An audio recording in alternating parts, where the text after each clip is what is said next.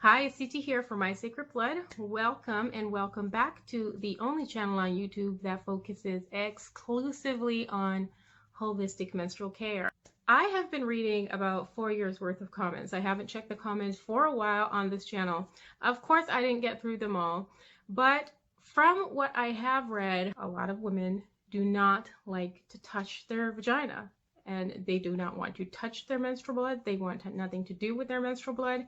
And yet, a lot of us still expect our partners to go down there and to touch us and to taste us and to smell us and to stick things inside of us. And I cannot, for the life of me, figure out how, if we do not want to touch ourselves, why we would expect anyone else to have to subject themselves to our vaginas that we don't even like. So I like to think of cleaning your vagina the way we clean our house. There are some people who clean their house or their apartment or whatever, their living space, using just on a surface level. Okay, so they'll clean the living room, they'll tidy up a bit, you know, get all the stuff out of the way so that it appears to be clean. And then there are other people who actually like to do a deep clean. So we like to get into the crevices, move furniture around and sweep under and vacuum under things, you know, not just the things that we see, but we understand that there is dirt accumulating in places that we do not see. And so one comment that I read was about one statement that I made in a video about scooping some of the blood out. Insert your fingers to scoop out any blood or endometrial discharge. If you have good muscle control, then you can expand and contract the muscles of your vaginal wall in order to push and pull water in and out of the vagina. And the question was, and it's a legitimate question, is it a good idea to stick our fingers into our vagina and scoop the blood out? The blood comes from out of the cervix. That's where it's dripping from. And so by the time it lands inside of the vaginal canal, it's already exited, it's already done what it's supposed to do. And so it's not dangerous to clean the vaginal canal. I recommended not cleaning your vagina with a washcloth because we have a lot of bacteria that may accumulate on that washcloth, and that can in turn cause a yeast infection. The only thing that you should be washing your vagina with is your fingers. So you need to get used to doing that. And if you can't wash your vagina with your fingers, then you don't have a right to ask anyone to ever touch your vagina. Now, if you're a virgin, you know, who doesn't want to touch her vagina, then I can understand that 100%. And one day you will get used to it. But if you're someone who has had sexual encounters or who hopes to have sexual encounters, you're not a virgin at all, then you need to get into your vagina and stop being afraid. If we let blood sit inside of our vaginal canal, what do you think is going to happen in there? That blood is going to oxidize, okay? And it's going to start to smell. And so during our period, once the blood exits the cervix and it's inside of the vagina, it's smart and it's a good idea to just go in there with just plain water and to wash or rinse it out. Yes, you should be using mild soap in and around the labia. Use a mild one that is vegetable based and that doesn't contain any harsh chemicals or any fragrance. And use it to clean the outer side of your vagina only. We have something that's called smegma. This will accumulate in and around what we call the lips, you know, the vulva and the labia of the vagina, and just in around the creases of the clitoris.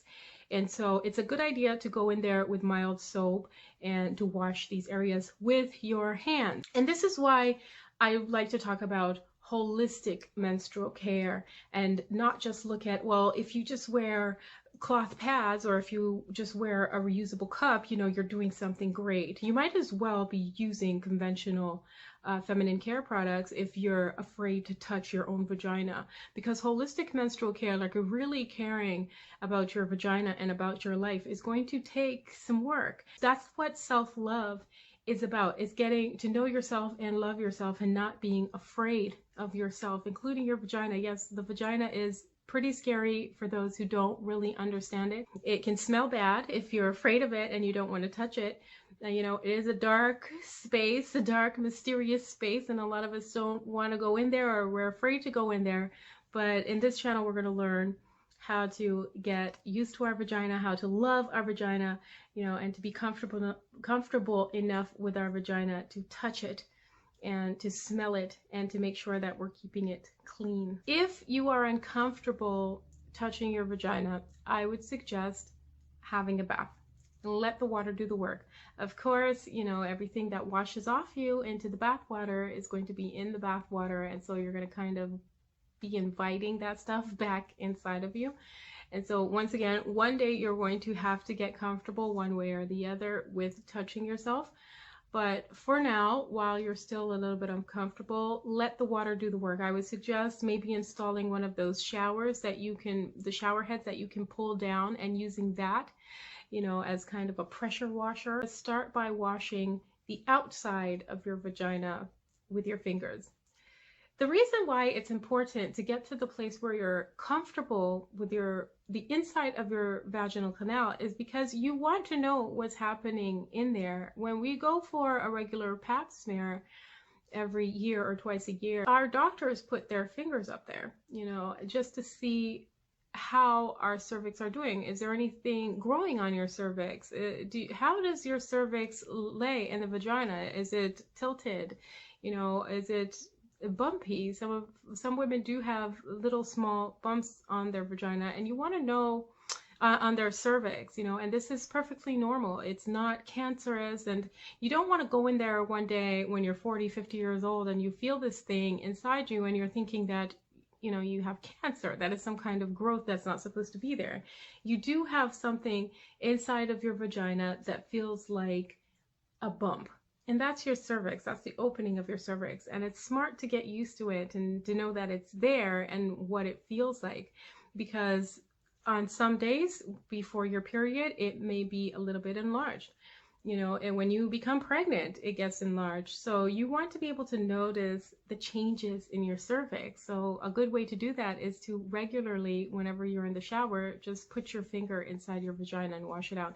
Now, of course, our vaginas do wash themselves naturally. That's what discharges are for.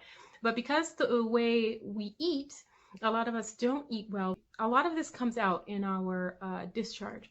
And so if you have a thicker discharge, then you're going to want to clean some of it out. It's not a good idea to have it accumulating in there. This is how you get vaginal infections and yeast infections and things like that. So a little bit of water is not going to hurt. A little bit of soap on the outside and only water on the inside. And I would never ever recommend a washcloth. Of course, we're living in a time where people are going to do what they want, and that is absolutely okay. And that's why we don't pressure or force anyone to do anything or shame anyone for what they do and what they don't do here on this channel. My Sacred Blood is about holistic menstrual health. And however you're doing your life, we're going to have to look at your life as a whole. And so the way you wash your vagina or choose not to wash your vagina, the things that you put in your vagina and don't want to put in your vagina is all a part of your holistic menstrual health routine. And it's just about examining that and why you do the things you do and why you don't do the things you do. And that is it. It's about understanding who we are, not being ashamed of anything that we do, and eventually coming to a place where we make the decisions ourselves, personal decisions, because menstruation, of course, is something very personal, and no one person can tell another person what to think or how to feel or how to behave during their period, you know. But how we experience our periods are going to depend on how we live our lives as a whole. So thank you for watching. Once again, we are here every moon day at noon with more tips and tools for how to create your own holistic menstrual care routine.